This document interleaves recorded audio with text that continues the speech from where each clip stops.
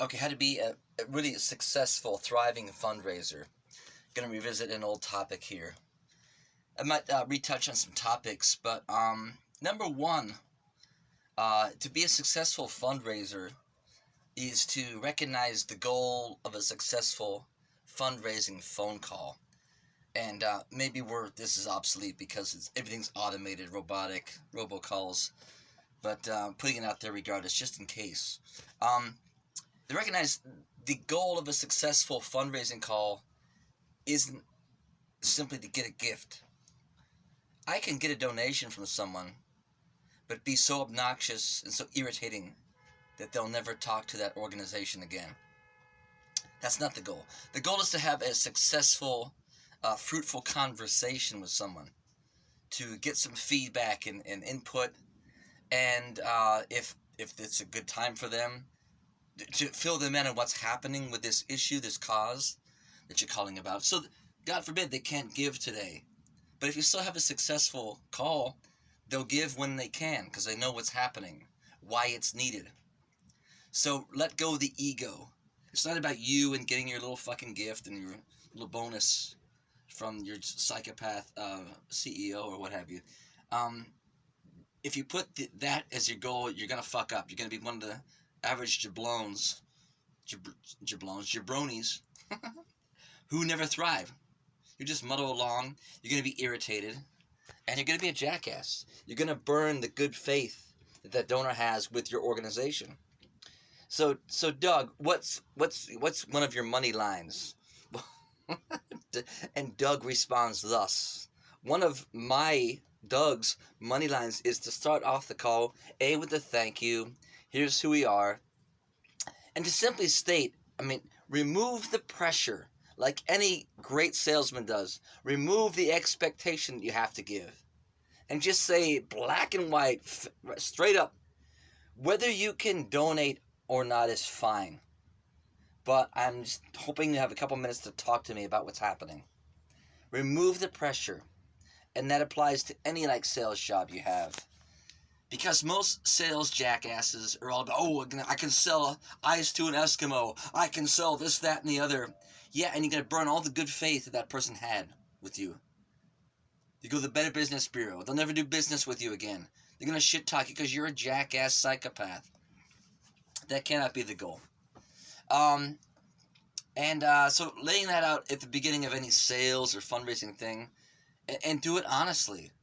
I'm not going to be upset if you tell me you can't give. And because, look, 9.5 times out of 10, 95% of the time, I'm speaking to someone who has already donated to this cause.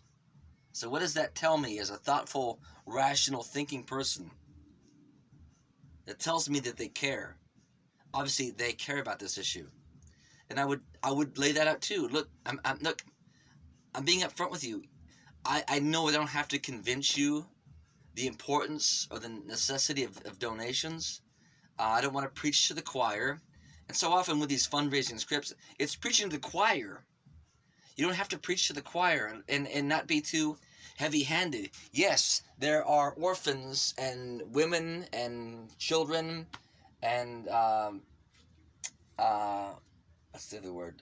Widows who've lost family on this trail of being, what's the word I'm looking for? Like in, not Libya, fucking, what have you, being a refugee, to leave all your belongings and your family and head out to someplace that's maybe safe.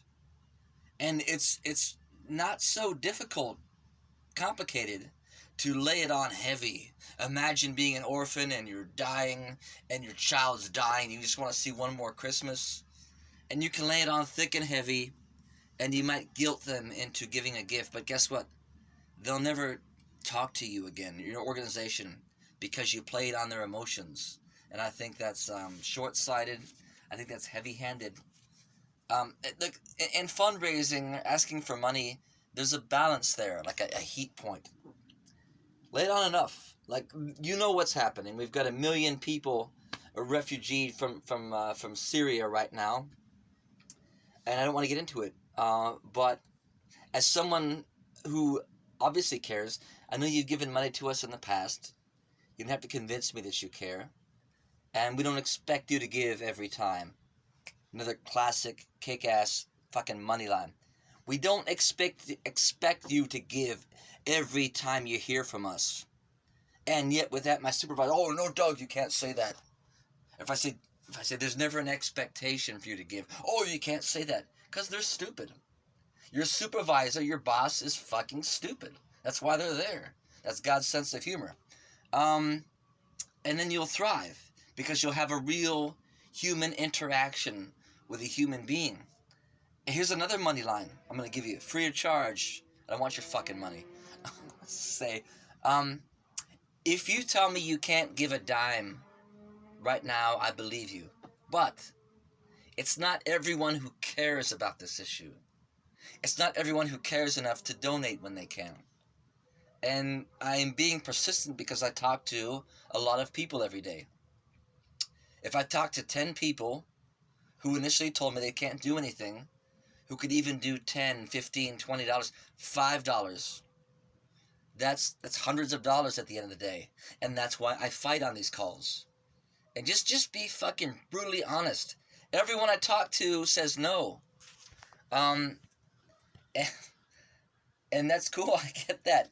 But if I don't fight for it, then I'm not doing my job. I'm fighting for these people to get the cancer treatment they need, for these refugees to get the food and water they need. And it's not just a Band-Aid approach. We can change the world. We'll give them the tools they need to, fix their situation.